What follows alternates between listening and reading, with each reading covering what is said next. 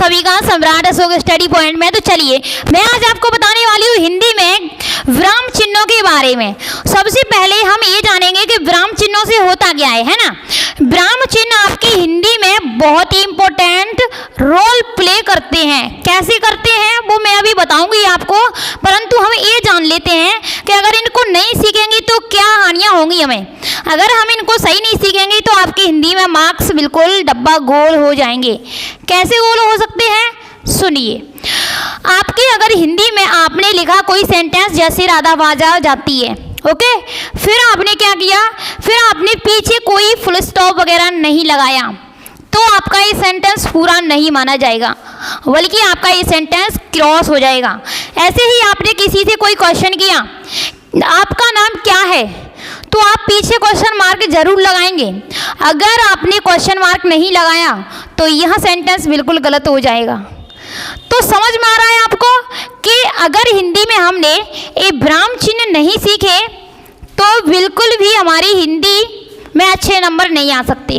जब हमारे हिंदी में नंबर आते हैं 95 से ऊपर तो आपके विराम चिन्हों की भी देखभाली की जाती है कि विराम चिन्ह सही से लगा रहे हैं या नहीं लगा रहे हैं, कॉमा सही जगह लगा है या नहीं लगा है।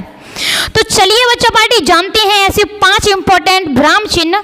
तो देखिए इधर फटाफट से, यहाँ पर कुछ विराम चिन्ह दिए हुए हैं जिनमें से मैं आपको बताऊंगी कि आपको बेसिकली लगाने कौन कौन से हैं सबसे ज़्यादा, है ना।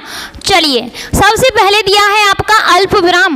अल्प विराम का मतलब होता है कॉमा, इंग्लिश में कहते हैं इसको कॉमा। कॉमा कहाँ पर लगाते हैं, जैसे हमने कोई बहुत सारी चीज़ें लिखी। फॉर एग्जाम्पल मैं दूंगी आपको, मैंने कहा 3 सहेलियाँ हैं, मेरी 3 सहेलियाँ हैं, मेरी 3 सहेलियाँ हैं, लिया हैं, ठीक है। और फिर मैंने लिखा राखी, प्रीति,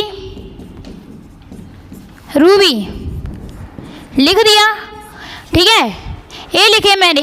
बट मैंने क्या किया, यहाँ पर मैंने कॉमा नहीं लगाया। क्या नहीं लगाया, कॉमा नहीं लगाया, तो यह क्या हो जाएंगे, गलत ही माना जाएगा। इसको सही एकदम करेक्ट नहीं कह सकते, इसमें ग्रामेटिकल मिस्टेक होती है ना। तो अगर हम कॉमा नहीं लगाएंगे तो ये वाक्य कैसा लगेगा, अच्छा नहीं लगेगा ना। ऐसे हम किसी भी खेल के नाम लिख रहे हैं, किसी भी चीज़ के नाम लिख रहे हैं, एक से ज़्यादा के नाम, जैसे मैं खेल खेलती हूँ, टेनिस, खो खो, कॉमा तो लगाएंगे ना बीच में, यस बिल्कुल लगाएंगे। चलिए आपको ये समझ में आया कि अल्प विराम क्या होता है, ओके। अब देखिए ध्यान से, अर्धविराम क्या होता है। अर्धविराम ये रहा जब कोई 2 वाक्य हैं, 2 वाक्य, और उनको हम बिना फुल स्टॉप लगाए वाक्य को दोबारा से कंटिन्यू कर देते हैं। जैसे पुलिस पूछती रही और हम झूठ बोलते रहे, है ना। कैसे, पुलिस झूठ बोलती रही, सॉरी पुलिस पूछती रही, यहाँ पर करेंगे पूछती रही, और नहीं लगाएंगे यहाँ पर, ठीक है। फिर हम यहाँ पे एक चिन्ह लगा देंगे ऐसा वाला, ये लगा हुआ है ना अर्धविराम, अर्धविराम लगा दिया, और यहाँ लिखेंगे हम झूठ बोलते रहे, है ना, झूठ बोलते रहे। तो आपको समझ में आ रहा है कि 2 सेंटेंसों को जोड़ने के लिए हम अर्धविराम का यूज करते हैं, ओके। ऐसे ही कई सारे एग्जाम्पल ले लो आप, है ना। बस आपको मैंने खाना खाया, उसके बाद अपने ये चिन्ह लगाओ अर्धविराम, फिर उसके बाद कहो मैंने खाना खाया, मैं चला, मैं गया, मैं सोया, मैं लेटा, मैंने भाषण दिए, मैंने ये किया वो किया, ये सारी चीज़ें अपन कहते जा रहे हैं, बट हमने क्या किया, बाकी को फुल स्टॉप नहीं किया, है ना। तो ये वाला अर्धविराम यूज करेंगे।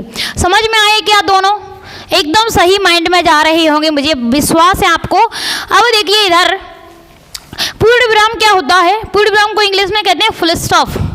क्या कहते हैं, फुल स्टॉप। अब देखो सर, फुल स्टॉप कहाँ लगाते हैं, जब भी कोई वाक्य पूरा हो रहा है वहाँ पर हम फुल स्टॉप लगाते हैं। जैसे मैं खाना खा चुकी हूँ, हूँ लगा दिया मैंने वीडियो बना दिया, फुल स्टॉप। मैं आ चुकी हूँ, फुल स्टॉप, यानी कि वाक्य पूरे हो चुका है, यस। आगे देखो प्रश्नवाचक चिन्ह, जब हम किसी से कोई क्वेश्चन करते हैं, आपका नाम क्या है, आप कहाँ से हो, आपने ऐसा क्यों किया, आप पढ़ाई क्यों कर रहे हो, तो इन सब के पीछे हम क्वेश्चन मार्क जरूर लगाएंगे, है ना। चलिए, इंग्लिश में जब भी कोई आपको सेंटेंस दिया जाता है, व्हाट इज योर नेम, आपसे बताने के लिए कहा है कि आपका नाम क्या है, आपने इंग्लिश में बनाया व्हाट इज योर नेम, पीछे क्वेश्चन मार्क नहीं लगाया तो वो गलत हो जाता है ना। यस, अगर इंग्लिश माफ नहीं कर सकती है तो हिंदी भी बिल्कुल माफ नहीं करेगी। ये आपका क्वेश्चन मार्क है, ठीक है। अब देखो उद्धरण अवतरण क्या होते हैं, उद्धरण होते हैं इनवर्टेड कॉमा। इनवर्टेड कॉमा क्या होते हैं, जब भी कोई इंपॉर्टेंट चीज़ है उसको दो इनवर्टेड कॉमा के अंदर बंद कर दो। जैसे मुझे क्या लिखना है, एक महोत्सव पर निबंध लिखना है, किस पर, महोत्सव पर निबंध लिखना है, तो इसको ऐसे ऐसे कर देंगे। तो समझ में आ रहा है कि ये ही बहुत ही इंपॉर्टेंट है ना। ऐसे कई क्वेश्चन के अंदर आपने देखा होगा कि विंटर्स मून के ऊपर डिटेल में लिखिए, तो आपको पता होगा विंटर्स मून है ना, वो किसके ऊपर लिखा होगा, किसके, मतलब उसमें इन्वर्टेड कॉमा लगे होंगे। यस, विस्मय बोधक चिन्ह किसे कहते हैं, विस्मय का मतलब होता है आश्चर्य, एकदम चौंक जाना कि वाओ ये कितनी अच्छी चीज़ है ना। अब देखना, अभी मैं बताऊंगी तुम्हें, अरे अरे वाह, ऐसे शब्दों से पहले हम शब्दों के बाद में क्या लगाते हैं, विस्मय आदि बोधक चिन्ह लगाते हैं। समझ में आया, एकदम समझ में आया। चलिए, अब ये रहे आपके इम्पोर्टेंट, कितने, ये आपके इम्पोर्टेंट हो गए। अब देख लो इधर कुछ मैथ जैसे हैं। देखो इधर निर्देशक, जब भी हम कोई प्रस्तावना, कोई हेडिंग लिख रहे हैं तो उससे पहले ये चिन्ह लगाते हैं ना, उसके बाद में यस लगाते हैं। योजक चिन्ह माता पिता, चाचा चाची, भाई बहन, इनके बीच में लगाया जाता है दिन रात। ओके, कोष्टक हम जब कोई भी चीज़ को, जैसे यहाँ पर मैंने कहा प्रीति, ठीक है, प्रीत लिखा, अब यहाँ पर लिख दिया मैंने प्रेम, तो ये कोष्टक के अंदर क्या रखा, उसका दूसरा नाम रख दिया ना। यस, ये कोष्टकों का यूज है। लोप का यूज कहाँ किया जाता है, जैसे हमने कोई गलती कर दी, जैसे मैंने लिखा राम बाजार जाता है, ठीक है, जाता है, और मैं बाजार को भूल चुकी हूँ, है ना, भूल गई ना। अब मैंने ये चिन्ह लगाया और मैंने लिख दिया यहाँ बाजार, ठीक है, ये होता है लोभ चिन्ह। समझ में आया।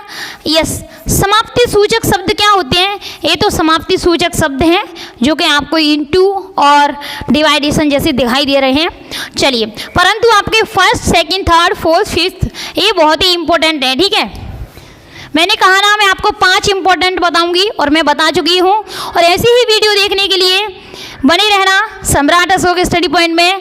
जय हिंद ऑल ऑफ यू।